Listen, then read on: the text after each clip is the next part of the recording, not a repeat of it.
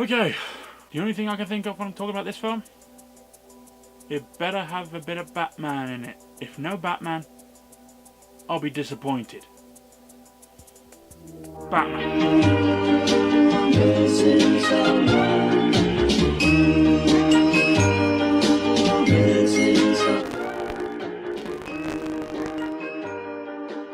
Hello everyone and welcome back to Never Seen, where I have never seen a film and then watch the film and then tell you what I thought about the film and we get on with our lives. Simple, isn't it? Who'd have thought of a brilliant idea like this? Now, Hush.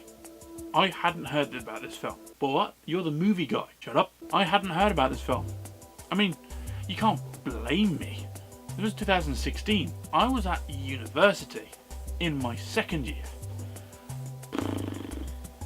No time to go to the cinema when I was doing my education, and it worked so well. Look at me now, I'm so successful. But I thought, okay, I hadn't seen it. I did that list. Let's take a look at it. And first things first, it's called Hush. I watched the trailer for it, and it's about a deaf mute girl who is getting stalked by a killer in a mask. The mask looks pretty good. It looks like he's just took it off of a mannequin. So it looks pretty cool. And to be honest with you, I'm getting the Strangers kind of vibes from the trailer itself. I don't know, is that wrong of me to get? But we've got the film ready. So, just in case you were wondering, I am watching the film now. I am going to stop recording after something significant happens. And then I will record my reaction to the whole film's ending. We're going to turn this light off, and I'm going to get on with it. Oh, that's a shame. I mean, I was a friend, but that's a bit of a shame, isn't it? I swear, if she speaks or screams, I'm going to lose my mind.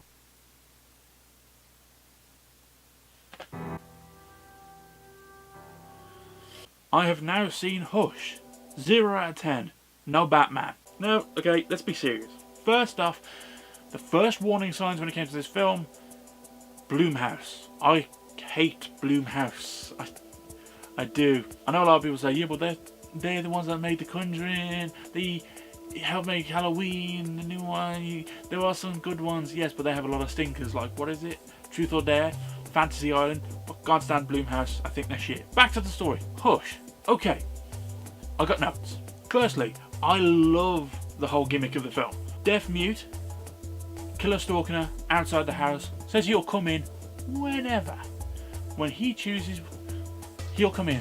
When she is giving up and she wants him to come in the house, she will be begging him to come in the house. That's when he'll come in. I can dig that. I'm enjoying that. I like the beginning. I like the opening of the characters. I like how we find out more about them. We find out about her obsessive ex, and then her friend gets, yeah, and then we got this cool mask. I wasn't a big fan of the rest of the attire, like it was just simple hoodie. It wasn't as iconic as something like The Strangers, where it's literally this guy in a suit with a sack on his head. That's iconic? Yes. This is just a random street thug thief stereotype with a cool mask. I thought this film was going to take on the dynamic of she can't hear him, she can't speak to him, so if she can't hear or speak to him, he could be anywhere. When he said he would come in the house whenever he wanted to, I could come in this house whenever I wanted to, but I'm going to wait till you beg me. I thought this was he's already going to be inside the house. He's going to have said that, he's going to be in the house instantly. But I just said he spoke to her, but she can't hear him, so how did he do that? They ditched the mask straight away, and that pissed me off. He looks cool, and then he ditches the mask. Gone. He can't be this ghostly figure lurking around the house. She doesn't know what to do, just in case he's in there. She doesn't know what to say, because she can't. They turn him into an idiot. And I mean, an idiot. And you know at the start of the video when I said I think I get Strangers vibes off this film? This film got everything wrong that The Strangers got perfect. Instead, what this film's got is, why is she doing that? They turned her stupid. I know there's panicky, but there are times where she's stupid, but she's lucky. Case in point, her plan is to climb out of the window on the top level, throw a flashlight to distract him. Sounds like a good plan, that could work. She throws a flashlight behind herself. The killer's there. So she throws this flashlight, it's going well. He then sees the light flashing up, reflecting off the trees. He turns that way. He doesn't see her standing on the roof. Here's my point. She could have launched it out the window. Got back in the house. He goes. She could have pegged it to the front door. He was distracted. Gone. Boom. Vault it. Maybe. Until he... Who knows? But she's climbed out of the second floor window. If she had slipped, all the doors downstairs are locked, so she can't get back in. Dead. She would have fallen on the ground, he would have heard her. Dead. And even if she managed to hold herself up, the noise of her slipping, hitting the roof to then slide and then catch herself, he would have heard that because he was only there. Stupid. And if that's not stupid enough, shoots him with an arrow, and as he's running, she's run back into the house, drops an arrow, puts her hand out to grab it, and he slams the door on her hand, breaking her wrist.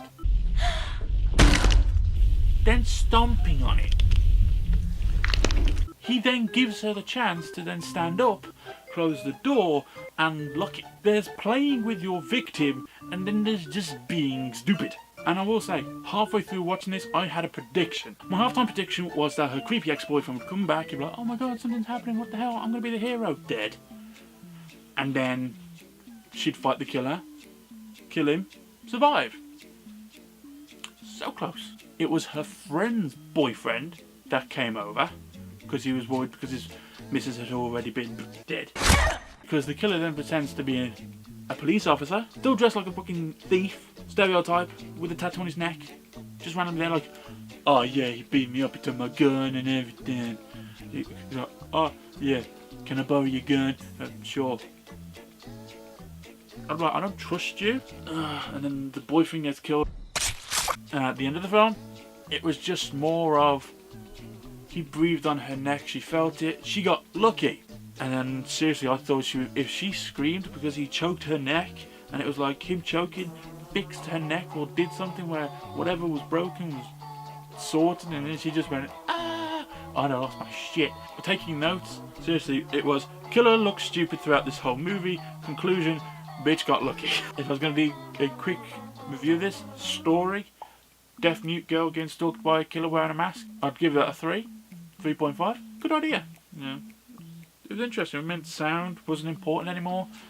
It was about what you see and what you feel. And obviously you can't see the film, but you get the gist. Execution.